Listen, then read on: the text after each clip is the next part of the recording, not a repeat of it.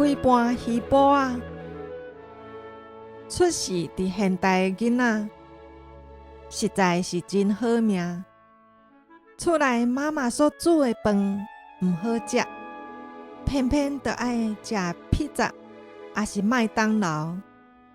特别是看到叫做薯条的番薯签，食敢若亲像妖怪咧，却毋知影番薯签蘸油是极油腻，食了又阁火气大，对身体健康并无好处。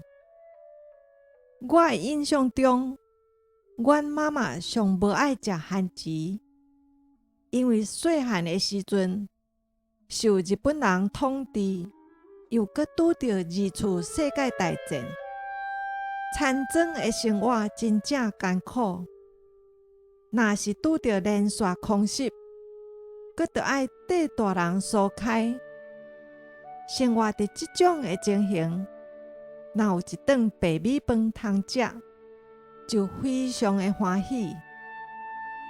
通常3顿拢嘛食番薯签兼菜脯，食到尾若看到番薯签就饱啦。迄个时阵，听讲海边仔人生活嘛真艰苦，出海讨鱼，惊去拄着飞机战船，掠是掠毋成物，卖嘛卖无3仙钱。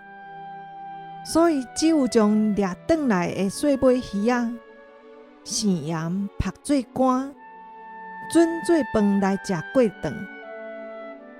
现在菜市仔所伫卖的鱼煲仔，头大大坑，身躯一束仔，大部分拢是用来煮菜芡芳，还是用来食饭配咸。食饭桌顶若是出规盘鱼煲仔，因为头大身细，看起来亲像规盘全头。一个组织还是一间公司，假使逐个人拢想要做阿头哥啊，这就若亲像规盘鱼煲仔全头。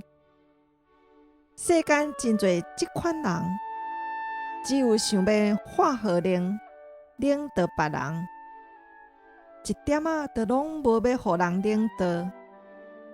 即款本位主义重的人，是真爱得听别人的意见，到尾只有受人厌恶。一个成功的领导者，就若亲像圣经所讲的，着用谦逊的心，看别人比家己较赢。腓立比书2章3节。我相信这款领导者，的确会通受到侪人的尊敬甲佩服。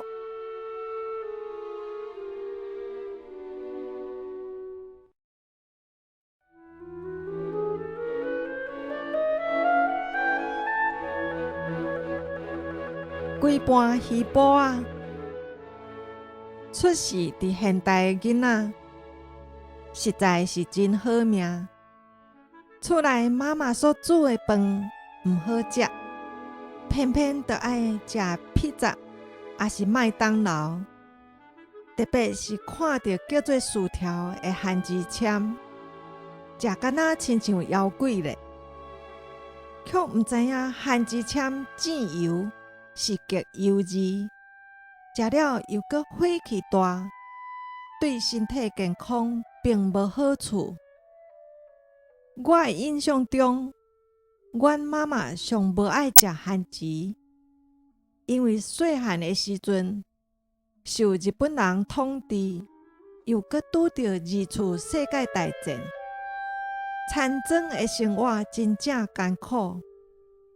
若是拄着连续空袭，阁着爱缀大人疏开，生活伫即种的情形，若有一顿白米饭通食，就非常的欢喜。通常3顿拢嘛食番薯签兼菜脯，食到尾若看到番薯签就饱啦。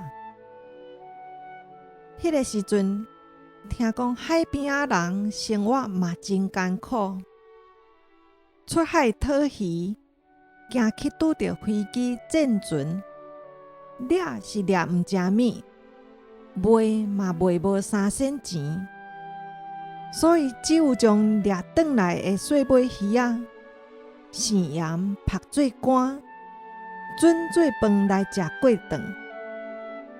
现在菜市仔所得卖的鱼脯仔，头大大坑，身躯一束仔，大部分拢是用来煮菜芡芳，还是用来食饭配咸。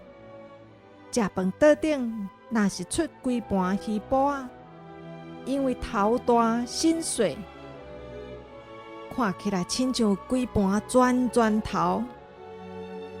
一个组织还是一间公司，假使逐个人拢想要做阿头哥啊，这就若亲像规盘鱼脯仔全头。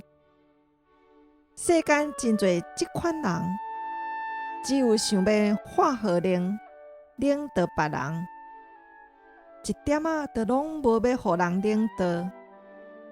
即款本位主义重的人，是真学得听别人的意见，到尾只有受人厌恶。